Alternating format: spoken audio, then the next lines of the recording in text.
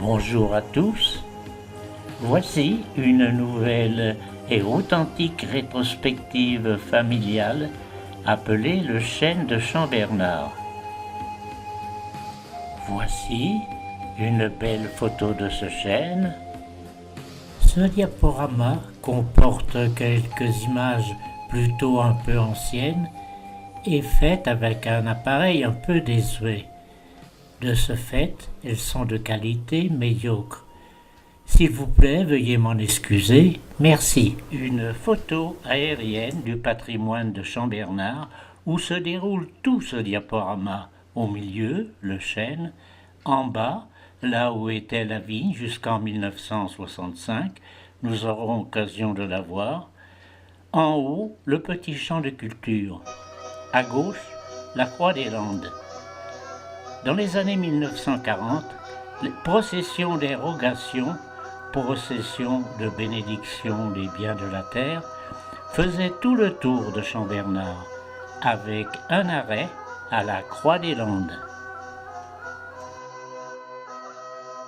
Voici le grand-père Limousin, l'aïeul qui a fondé le patrimoine de Chambernard vers les années 1850. Vers les années 1700, un gland comme celui-ci a germé sur le terrain de Chambernard. Et bien avant que le grand-père Limousin arrive à Chambernard, un sympathique anonyme l'a soigneusement planté sur le point haut de l'île Saint-Georges et à la limite du partage des eaux de l'Indre et de la Vienne. Au cours des années, cet arbre s'est très bien développé sur le pré de Chambernard. Voici ce chêne dans toute sa splendeur en 1972.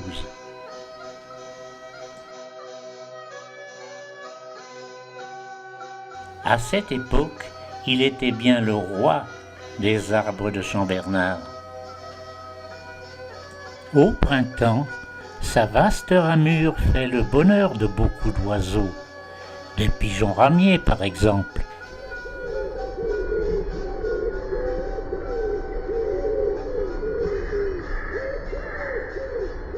Du coucou quelquefois.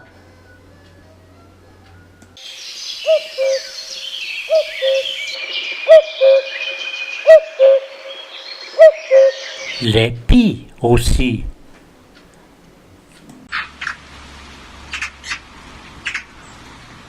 Et même aussi des rossignols.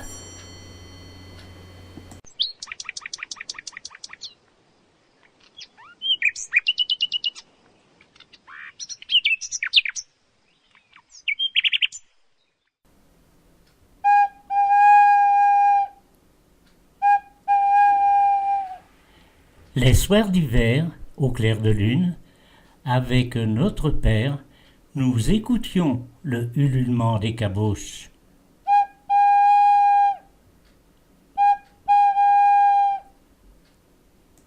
Tous les ans, au printemps et à l'automne, les grues passent au-dessus de Chambernard avec le chêne comme repère.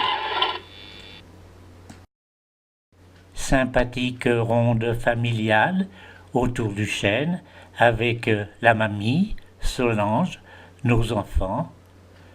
Ceux-ci commencent à être un peu fatigués. En 1938, Bernard Darchy et Marc avaient installé sur une belle branche horizontale trapèze et balançoire. Cette dernière, surtout, a fait bien le bonheur de beaucoup d'enfants. Sur un siège plutôt inconfortable, Tanti initie Patricia à cette balançoire. D'abord plutôt prudemment.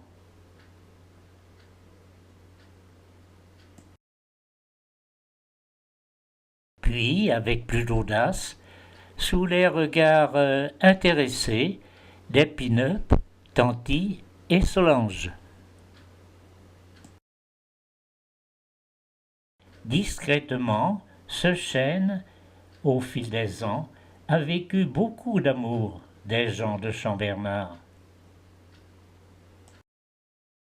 Ce chêne a connu de nombreuses générations à Champ-Bernard, avec leurs peines, leur deuil, mais aussi leur joie. Voici les 6 enfants du grand-père Limousin lors du mariage de la Benjamine, Gabrielle, notre mère, qui est devenue grand-mère de 10 petits-enfants. Ici, avec quelques-uns, nos jumeaux Marie-Christine et Jean-Noël, plus Marie-Hélène et Marie-Françoise, qui sont grand-mères maintenant. Nous reverrons les petits-enfants tout à l'heure. Autre génération, plus récente. Il a été aussi le témoin des jeux des enfants et petits-enfants. Ici, Jean-Noël et Marie-Christine, qui font des bulles dans le petit champ. Là, quelques-uns des petits-enfants de Marie-Hélène, plutôt un peu espiègles.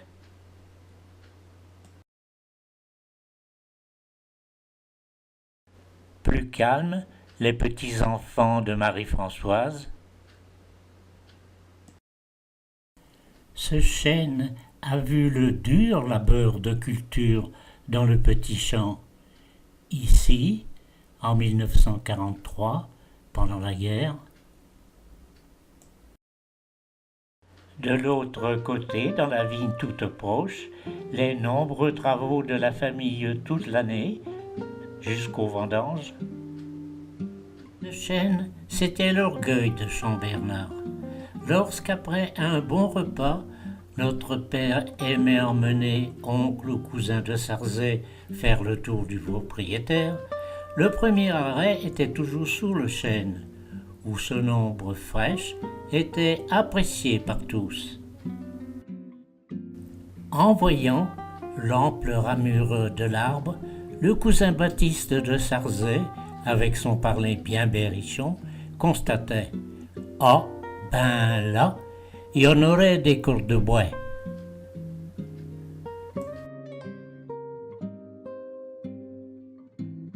La dernière des laitières de Champ-Bernard, qui, comme celles qui l'ont précédée, aimait aussi ruminer sous le chêne.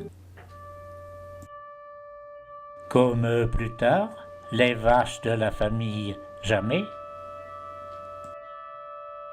Tous les ans, pendant 30 années, avec la tente carrée, la caravane pliante et les ribas, c'était notre lieu de camping idéal en Berry. Nous y avons vécu beaucoup de bons moments avec toute la famille et les amis de l'île Saint-Georges. Au premier plan, les fleurs de Marie-France, avec de sympathiques photos souvenirs de famille. Et encore là,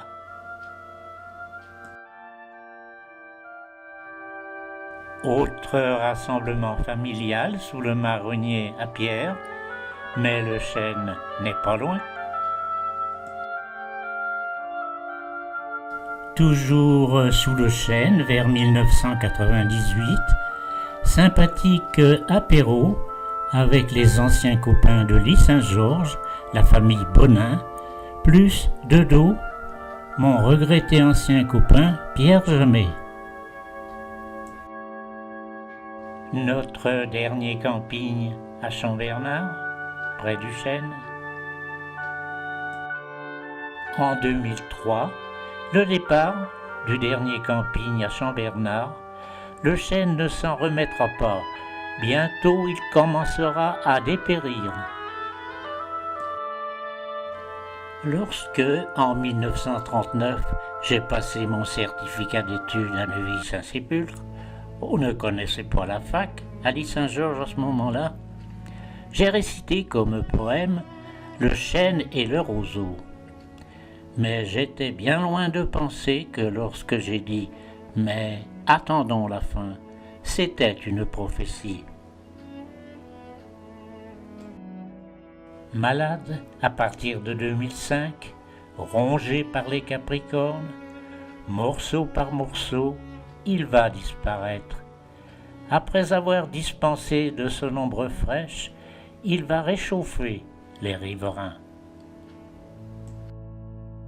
C'est le témoin du patrimoine de Chambernard qui va disparaître. Un morceau d'une grosse branche sous laquelle nous mettions notre caravane est devenu un guéridon chez nous, avance. Conclusion.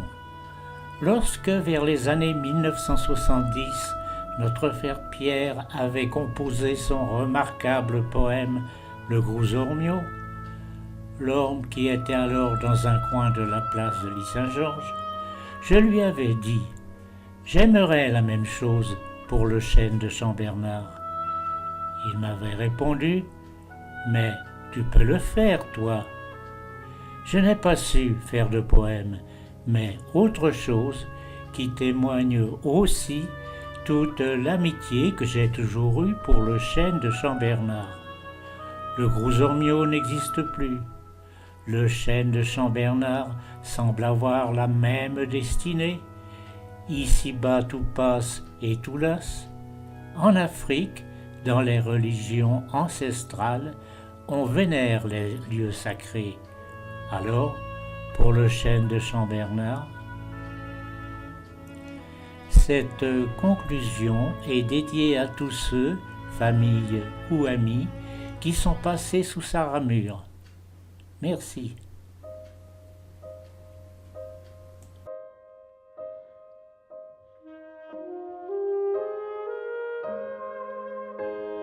Il était un peu mon chêne. Photo faite par satellite en 2011 où l'on peut voir que même squelettique, ce chêne règne encore sur Chambernard. Merci de votre attention.